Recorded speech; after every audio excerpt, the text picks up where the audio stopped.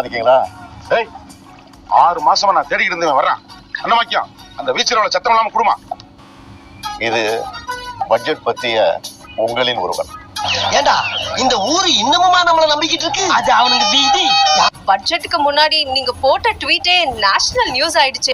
நான் வேர்ல்டு பூரா ஃபேமஸ். இன்னொன்னு போடுறேன். ஒண்ணுமில்ல, பட்ஜெட் லோகாவை வெளியிட்டு இருந்தேன். ஆனா என்ன பிரயோஜனம்? அம்மன் ஜல்லிக்கு பிரயோஜனம்டா.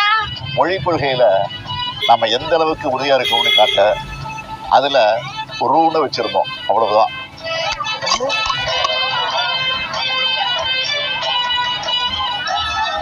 லூசால இல்லடா, லூசான்னு கேக்குறேன்.